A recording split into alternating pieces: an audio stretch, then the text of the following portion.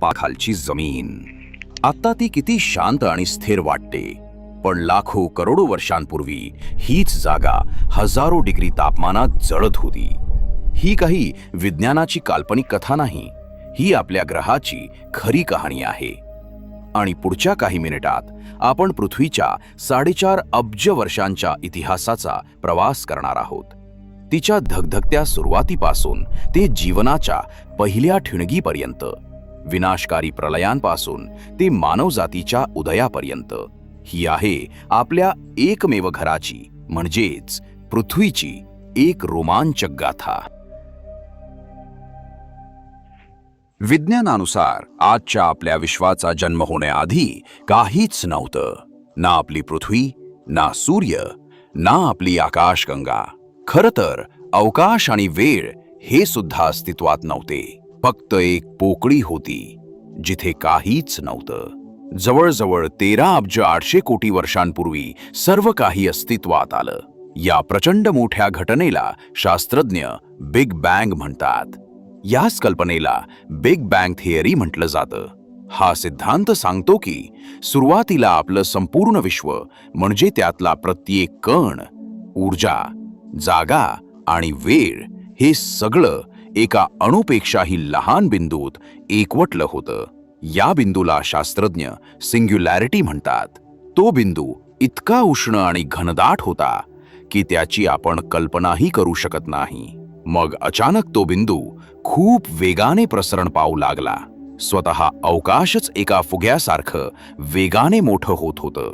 जसं जसं आपलं विश्व मोठं होत गेलं तसं ते थंड होऊ लागलं. या थंड होण्यामुळे सर्वात आधी सूक्ष्म कण तयार झाले, ज्यातून नंतर हायड्रोजन आणि हेलियम यांसारखे सर्वात हलके वायूंचे अणू बनले. हजारो लाखो वर्षांनंतर या वायूंच्या ढगांना गुरुत्वाकर्षणामुळे एकत्र खेचलं गेलं. या प्रचंड मोठ्या ढगांमधून पहिले तारे आणि नंतर आकाशगंगा जन्माला आल्या. आपली सूर्यमाला आणि पृथ्वी सुद्धा याच प्रक्रियेतून नंतर तयार झाली. या ताऱ्यांच्या आत प्रचंड उष्णतेमुळे नवीन आणि जड घटक तयार झाले, जसे की कार्बन, ऑक्सिजन, लोह आणि कॅल्शियम. जेव्हा खूप मोठे तारे त्यांच्या आयुष्याच्या शेवटी पोहोचले तेव्हा त्यांचा सुपरनोव्हा नावाचा मोठा स्फोट झाला. या स्फोटामुळे हे सगळे नवीन घटक अवकाशात सर्वत्र पसरले. तुम्ही विचार केला आहे का की तुमच्या शरीरातील प्रत्येक अणू, तुमच्या रक्तातील लोह, तुमच्या हाडांमधील कॅल्शियम, तुमच्या श्वासातील ऑक्सिजन हे सर्व त्या ताऱ्यांमध्येच तयार झाले होते? म्हणूनच शास्त्रज्ञ म्हणतात, आपण सर्वजण ताऱ्यांच्या धुळीपासून बनलो आहोत. सूर्यमालेचा जन्म. आता येऊया 4.6 अब्ज वर्षांपूर्वी. आपल्या आकाशगंगेच्या एका शांत कोपऱ्यात धूळ आणि वायूचा एक प्रचंड ढग तरंगत होता. शास्त्रज्ञ याला सोलर नेब्युला म्हणतात. एक दिवस जवळच्या एका ताऱ्याचा मोठा स्फोट झाला, ज्याला सुपरनोव्हा म्हणतात. या स्फोटामुळे तयार झालेल्या लाटेने त्या ढगाला धक्का दिला आणि तो स्वतःच्याच गुरुत्वाकर्षणामुळे आतल्या दिशेने कोसळू लागला. जसजसा तो कोसळत होता तसतसा तो खूप वेगाने फिरू लागला आणि एका मोठ्या तबकडीसारखा सपाट झाला. या तबकडीच्या मध्यभागी वायू इतका दाबला गेला की तो खूप गरम झाला आणि हायड्रोजनचे अणू एकमेकांवर आदळू लागले आणि हेलियम तयार करण्यासाठी एकत्र येऊ लागले. या प्रक्रियेला अणु ऊर्जेचे सम्मीलन म्हणजेच न्यूक्लिअर फ्युजन म्हणतात आणि यातून प्रचंड ऊर्जा बाहेर पडली. अशा प्रकारे आपल्या सूर्याचा जन्म झाला. या तरुण सूर्याभोवती उरलेली धूळ आणि लहान खडक एकमेकांवर आदळून चिकटू लागले. हळूहळू या लहान कणांपासून मोठे दगड आणि दगडांपासून पर्वता एवढे तुकडे तयार झाले. लाखो वर्षांच्या या प्रक्रियेतून हे तुकडे मोठे होत गेले आणि त्यांनी लहान ग्रहांचे रूप घेतले. यांनाच शास्त्रज्ञ प्लॅनेटेसिमल्स म्हणतात, म्हणजेच बालग्रह. सूर्याच्या जवळ खूप उष्णता असल्याने तिथे फक्त खडक आणि धातू टिकू शकले. याच भागातून बुध, शुक्र, पृथ्वी आणि मंगळ यांसारखे खडकाळ ग्रह तयार झाले. पण सूर्यापासून लांब जिथे थंड वातावरण होतं तिथे बर्फही या ढगात मिसळला. त्यामुळे तिथे गुरु, शनी, युरेनस आणि नेपच्यून यांसारखे वायूचे मोठे ग्रह तयार झाले. गुरु आणि शनी ग्रहांनी आपल्या प्रचंड गुरुत्वाकर्षणामुळे अनेक लघुग्रहांना म्हणजेच एस्टेरॉइड्सना स्वतःकडे खेचून घेतलं किंवा दूर फेकलं. त्यामुळे ते एस्टेरॉइड्स पृथ्वीवर आदळले नाहीत आणि पृथ्वीवरील जीवसृष्टी सुरक्षित राहिली. म्हणूनच हे दोन ग्रह आपल्या सूर्यमालेचे अंगरक्षक मानले जातात.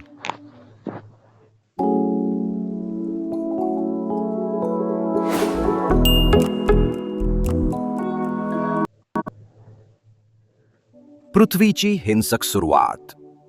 जन्माच्या सुरुवातीला आपली पृथ्वी शांत नव्हती. ती वितळलेल्या खडकांचा एक धगधगता गोळा होती, ज्यावर लघुग्रह म्हणजेच एस्टेरॉइड्स सतत आदळत होते. यामुळे तिचा पृष्ठभाग वारंवार वितळून पुन्हा तयार होत होता. पण या गोंधळातही पृथ्वी आतून स्वतःची रचना तयार करत होती. लोह आणि निकेल सारखे जड धातू गुरुत्वाकर्षणामुळे केंद्राकडे खेचले गेले आणि त्यांनी पृथ्वीचा गाभा म्हणजेच कोअर बनवला. त्याच वेळी हलके पदार्थ वर तरंगले आणि त्यांनी पृथ्वीचे कवच म्हणजेच क्रस्ट तयार केले. या प्रक्रियेला विभेदन म्हणजेच डिफरेन्शिएशन असे म्हणतात. या दोन्ही थरांच्या मध्ये गरम खडकांचा एक थर तयार झाला, ज्याला मॅन्टल म्हणतात, ज्यामुळे पृथ्वीला आज आपण पाहतो तसे थर मिळाले.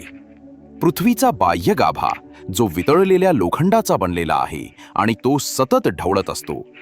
या प्रक्रियेमुळेच पृथ्वीच्या भोवती एक शक्तिशाली चुंबकीय क्षेत्र म्हणजेच मॅग्नेटिक फील्ड तयार झाले आहे.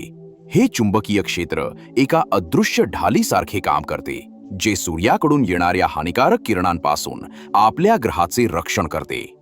जर ही ढाल नसती तर पृथ्वीचे वातावरण नष्ट झाले असते आणि आपला ग्रह मंगळासारखा निर्जीव आणि रखरखीत वाळवंट बनला असता. थोडक्यात हे चुंबकीय क्षेत्र पृथ्वीवरील जीवनासाठी एक महत्त्वाचे सुरक्षा कवच आहे. चंद्राचा जन्म. सुमारे 4.5 अब्ज वर्षांपूर्वी पृथ्वीच्या इतिहासातील सर्वात मोठा आघात झाला. थिया नावाचा मंगळाच्या आकाराचा एक ग्रह प्रचंड वेगाने पृथ्वीवर आदळला. ही टक्कर इतकी शक्तिशाली होती की पृथ्वीचा मोठा भाग तुटून अवकाशात फेकला गेला. या अवशेषांनी पृथ्वीभोवती फिरणे सुरू केले आणि हळूहळू ते एकत्र येऊन आपला आजचा चंद्र तयार झाला. चंद्राच्या निर्मितीमुळे पृथ्वीवर मोठे बदल झाले. चंद्राने पृथ्वीचा कल म्हणजेच टिल्ट स्थिर केला, ज्यामुळे आपल्याला नियमित ऋतू मिळाले. त्याच्या गुरुत्वाकर्षणामुळे समुद्रात भरती ओहोटी सुरू झाली. त्याने पृथ्वीच्या फिरण्याचा वेग कमी केला. त्यामुळे सुरुवातीला फक्त 6 तासांचा असलेला दिवस हळूहळू 24 तासांचा झाला. काही शास्त्रज्ञांचा असा विश्वास आहे की थिया ग्रहाचे काही अवशेष आजही पृथ्वीच्या आत तिच्या मॅन्टलमध्ये दडलेले आहेत. पृथ्वीचा अग्निमय आरंभ.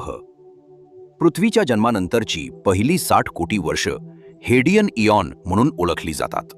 हेडियन हे नाव ग्रीक पुराणकथेतील पाताळाचा देव हेडिस यावरून आले आहे. या काळात पृथ्वी खऱ्या अर्थाने एक नरकच होती, जिथे सर्वत्र आग, गोंधळ आणि अग्नीचे साम्राज्य होते.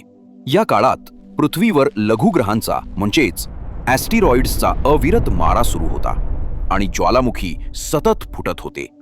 यामुळे पृथ्वीचा पृष्ठभाग खूप वेळा वितळलेल्या लाव्हारसाने भरलेला होता. याच काळात पृथ्वीचा पृष्ठभाग हळूहळू थंड होऊन एक पातळ कवच तयार झाले. झिरकॉन नावाच्या लहान स्फटिकांच्या अभ्यासातून असे समोर आले आहे की सुमारे 4.4 अब्ज वर्षांपूर्वीच पृथ्वीवर द्रवरूप पाणी अस्तित्वात आले असावे. यामुळे भविष्यात जीवसृष्टीच्या उदयासाठी आवश्यक परिस्थिती निर्माण झाली. Late heavy bombardment. 4.1 ते 3.8 अब्ज वर्षांपूर्वी पृथ्वीने आणखी एका हिंसक टप्प्याचा सामना केला, ज्याला लेट हेवी बॉम्बार्डमेंट म्हणतात. प्रचंड मोठे लघुग्रह आणि धूमकेतू म्हणजेच ॲस्टेरॉइड्स आणि कॉमेट्स पृथ्वीवर आदळत होते. प्रत्येक टक्कर लाखो अणुबॉम्ब इतकी ऊर्जा निर्माण करत होती. पण या विनाशासोबत ते एक मौल्यवान गोष्ट घेऊन आले, पाणी. महासागरांची निर्मिती. पृथ्वीवर निळे महासागर कसे तयार झाले? शास्त्रज्ञांच्या मते यासाठी 3 प्रमुख कारणे होती. पहिले कारण म्हणजे ज्वालामुखी. सुरुवातीच्या काळात पृथ्वीवरील ज्वालामुखीतून पाण्याची वाफ मोठ्या प्रमाणावर बाहेर पडत होती. लाखो वर्ष ही वाफ थंड होऊन अविरत पावसाच्या रूपात जमिनीवर पडली आणि हळूहळू खोलगट भाग पाण्याने भरले. दुसरे कारण आहे लघुग्रह म्हणजेच ॲस्टेरॉइड्स. काही विशिष्ट प्रकारचे ॲस्टेरॉइड्स, ज्यांना कार्बोनेशियस कॉन्ड्राइट्स म्हणतात, त्यांच्या पृष्ठभागावरील खडकांमध्ये पाणी साठलेले होते. जेव्हा ते पृथ्वीवर आदळले तेव्हा त्यातील पाणी पृथ्वीवर मुक्त झाले. आणि तिसरे कारण म्हणजे धूमकेतू म्हणजेच कॉमेट्स.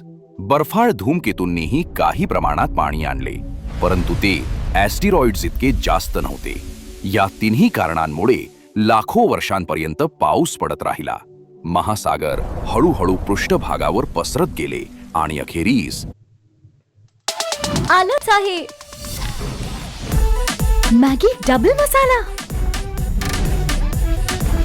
2 मसाला सॅशेसह.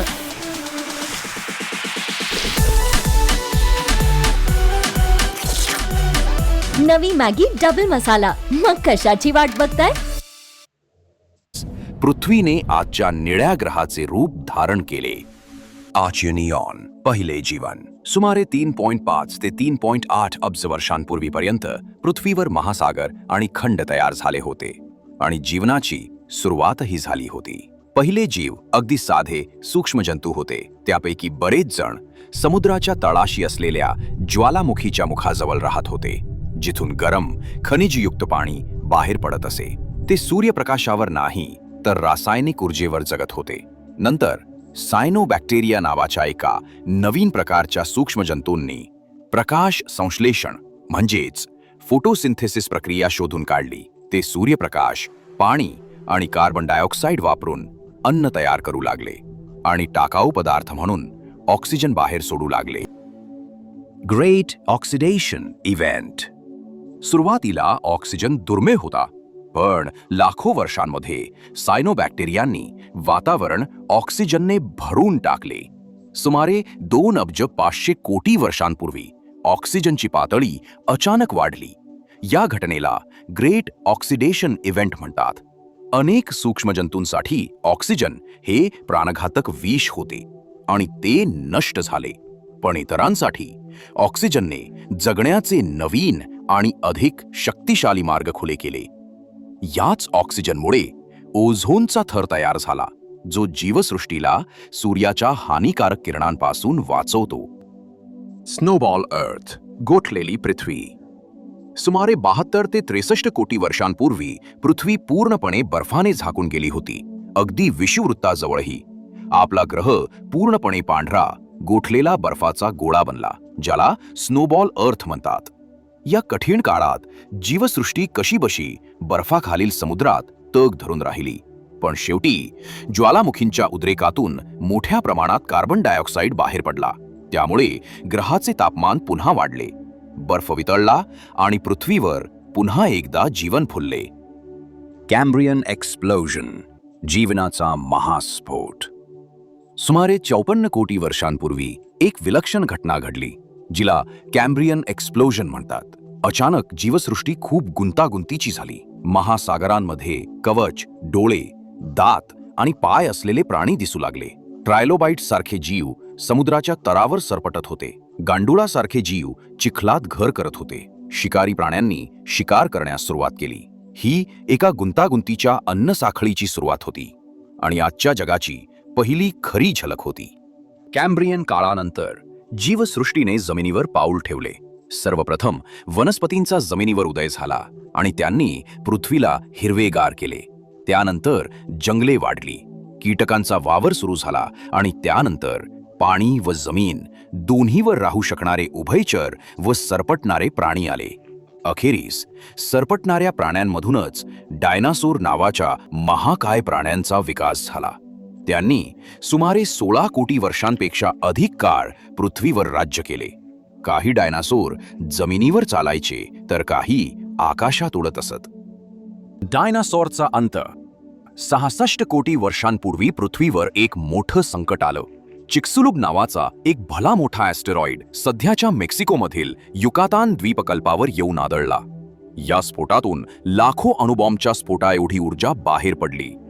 या स्फोटामुळे सगळीकडे आग लागली आणि खूप मोठ्या प्रमाणात धूळ आकाशात पसरली. त्यामुळे सूर्याचा प्रकाश पृथ्वीपर्यंत पोहोचलाच नाही. झाडं वनस्पती सुकून गेल्या आणि अन्न नसल्यामुळे काही पक्ष्यांना वगळता बाकी सगळे डायनासोर नष्ट झाले. डायनासोर कसे नामशेष झाले यावर मी एक सविस्तर व्हिडिओ बनवला आहे. तो बघण्यासाठी खाली डिस्क्रिप्शनमध्ये दिलेल्या लिंकवर क्लिक करा. चला आता आपला व्हिडिओ पुढे सुरू ठेवूया. मानवाची कहाणी. डायनासोरच्या साम्राज्याचा शेवट झाल्यावर सस्तन प्राणी जगभर पसरले आणि त्यांची संख्या वाढली. यांपैकी काही प्राणी प्रचंड मोठे झाले, काही व्हेलसारखे समुद्रात कायमचे स्थायिक झाले, तर काही झाडांवर राहणारे बुद्धिमान प्रायमेट्स बनले.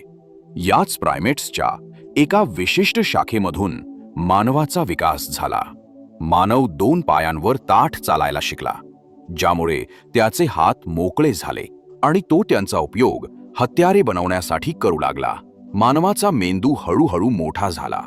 त्याने अग्नीचा शोध लावला, भाषा विकसित केली आणि गुहांमध्ये चित्रेही काढली.